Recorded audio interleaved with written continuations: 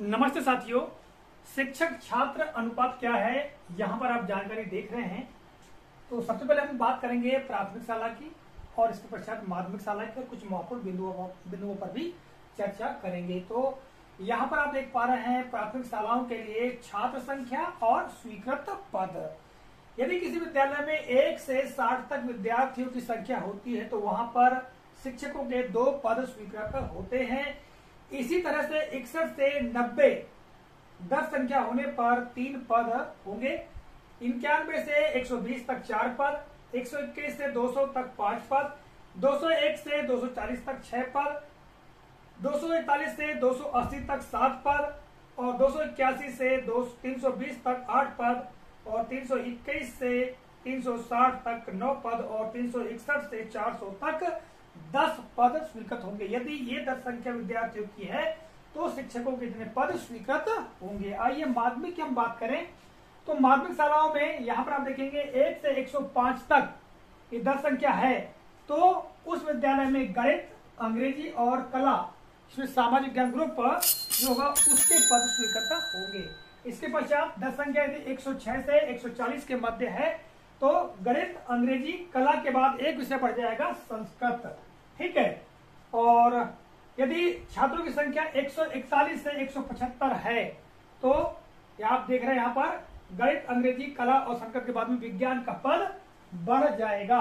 और 10 संख्या 176 से 210 है तो गणित, अंग्रेजी, कला, संस्कृत और विज्ञान के पश्चात हिंदी विषय का पद स्वीकृत वहां पर होगा। अब इसमें महत्वपूर्ण बात आप देख पा रहे हैं, प्राथमिक शाला की हम बात करें तो 40 विद्यार्थियों की संख्या होने पर एक पद स्वीकृत हो जाता है। ठीक है।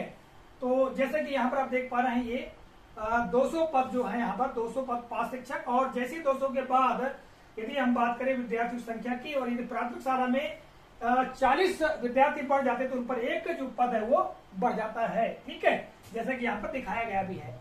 और माध्यमिक शाला की हम बात करें तो 35 विद्यार्थियों की संख्या बढ़ने पर एक पद स्वीकृत हो जाता है विषयवार, जैसा कि यहाँ पर बताया गया है। और कुछ महत्वपूर्ण बात पर हम चर्चा कर ले तो 100 छात्रों के ऊपर माध्यमिक शाला में एक प्रधान पाठक का पद होगा। ठीक है, माध्यमिक शाला प्रधान पाठक का पद होगा यदि जनसंख्या 100 के ऊपर है तो। और प्राथमिक शाला की हम बात करें तो यदि जनसंख्या 150 के ऊपर है, ठीक है, 150 के ऊपर है तो वहां पर एक प्राथमिक शाला प्रधान पाठक का पद स्वीकृत होगा। और जैसा कि यहाँ पर बिंदु क्रमांक 3 और 4 में हमने जानकारी दी है, ठीक है, प्राथमिक शाला के लिए है और यहाँ पर क्रमांक 1 और 2 ये माध्यमिक शाला के लिए है। 2 में जैसा कि हमने बताया कि 35 छात्र संख्या अधिक होने पर एक जो पद है वो स्वीकृत होते चलेगा, यानी न्यूनतम 3 पद होंगे।